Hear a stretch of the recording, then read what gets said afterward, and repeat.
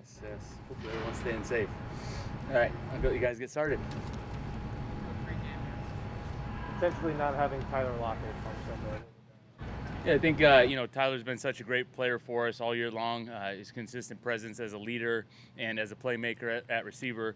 It's never going to be just one thing that we'll do. Everyone's got to step up. All the receivers, tight ends, running backs, all the skill positions will have to step up to fill the void if he's unable to go. And the number one priority for Tyler and everyone in the situation with COVID is health and making sure those guys are healthy, and that's first and foremost. So if that happens to be the case where he's not able to play, everyone's got to rally around each other and step up and fill that void that will be left by him.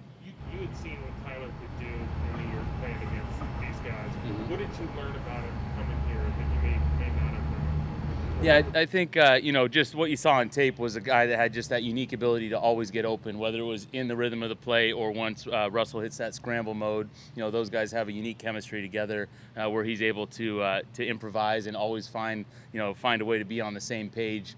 Somehow he just knows where those rush lanes must be, and he ends up in the right place at the right time off schedule. And then just being around him, the more I've been around him as a person, just what a great human being he is, what a great leader he is, and what a great influence he has on everybody around him with just his positive outlook and his positive messaging day in and day out.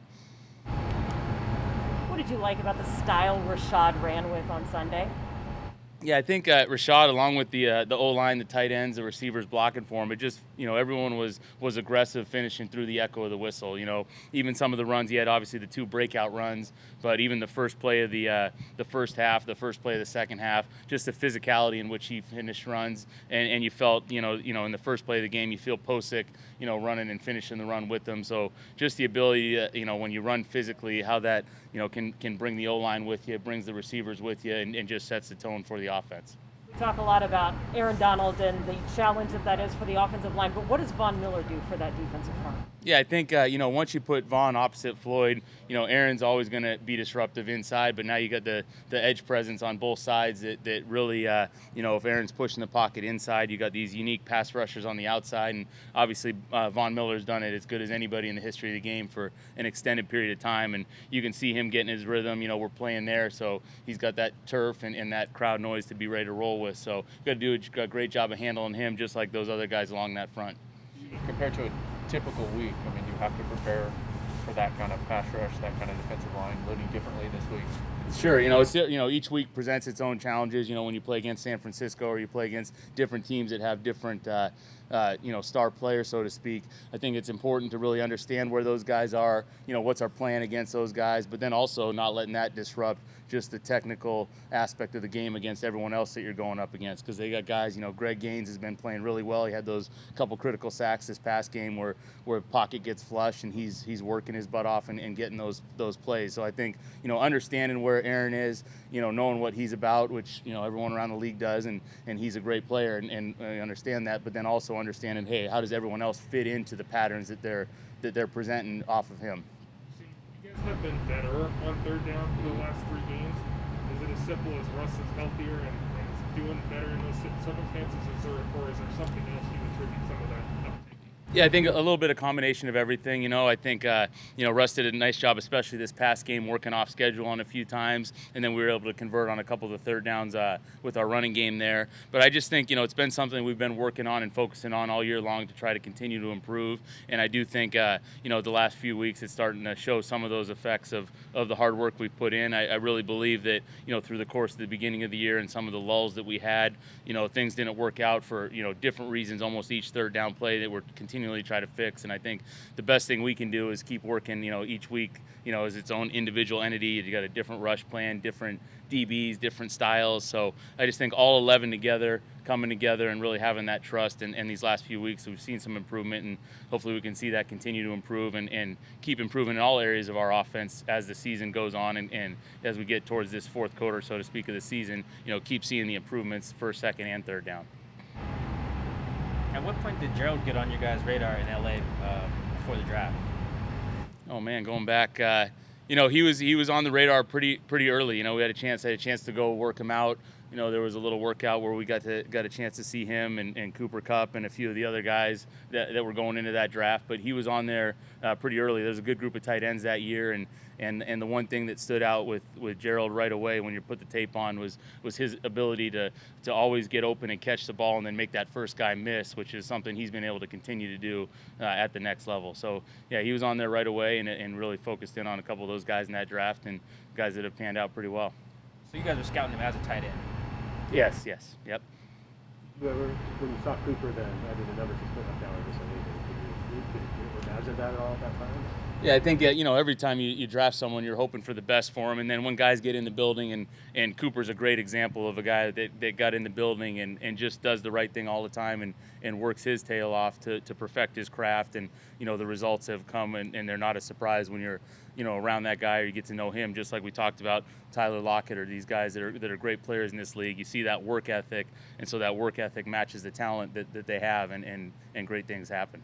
Have you ever seen Eastern use him the way McVay's using him right now when he came out? A little bit of everything. I tell you what, he threw a lot of passes. I do remember that. A lot of the red field there, and he's throwing touchdown passes from a variety of different trick plays. But no, he was a great player, and he just showed that unique ability to separate and get open, similar to what we talk about with Gerald. That separation ability and being able to stay grounded after the catch and make plays after the catch. Was something he showed right away. How did you see Gerald respond to the 49ers game, bouncing back from that with 3 turnovers on there? Yeah, I think he responded exactly the way you expect him to respond, which is in a positive way.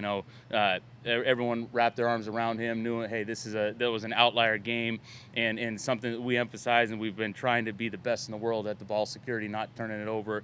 So we have a down game with that. He comes right back for the week of practice, and you could see it, just that intentionality, locking the ball up, really putting it away, all the attention to detail throughout the course of the week.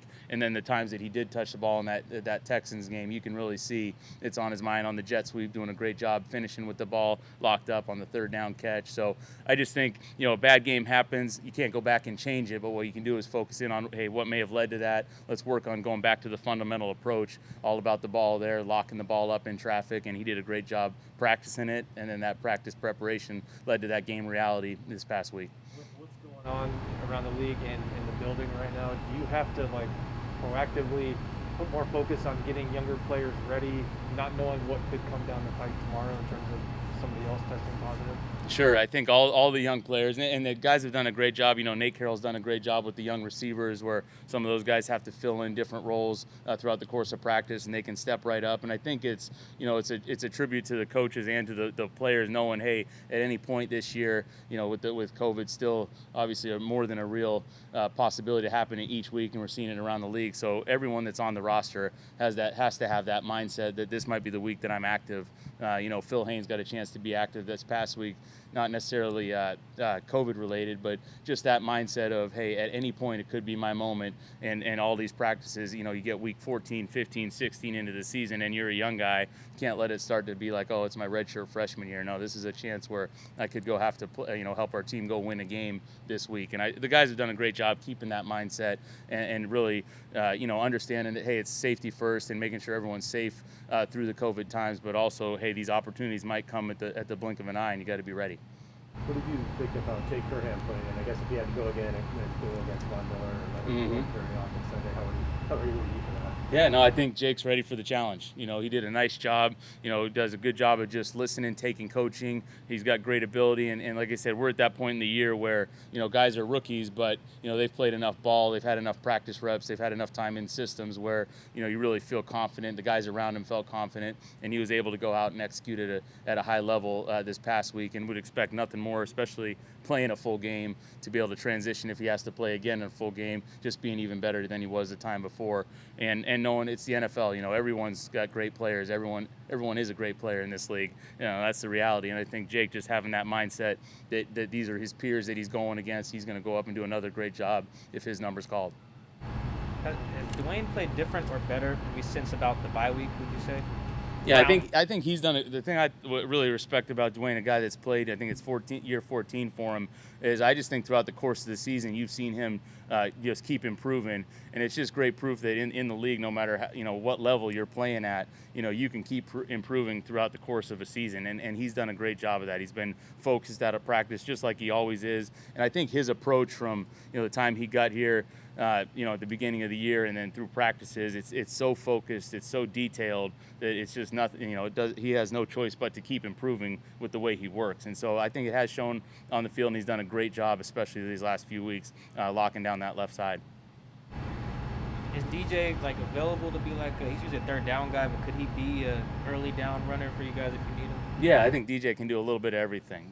He's more than capable of being a good runner. He's had some, when he's had his chances to carry the ball, he's been productive. I know some of those have come in some of those second and long or third and longer situations, but DJ's, he can really play a multitude of positions, and he knows the whole offense. So whether it's first down, third down, whatever the mixture of the running backs is, he's ready to go.